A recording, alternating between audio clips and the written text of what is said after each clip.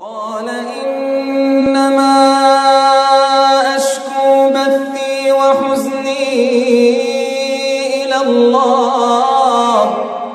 قال إنما أشكو بثي وحزني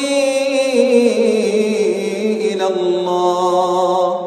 وأعلم من الله ما لا تعلمون يا بني اذهبوا فتحسسوا من يوسف وأخيه ولا تيأسوا من روح الله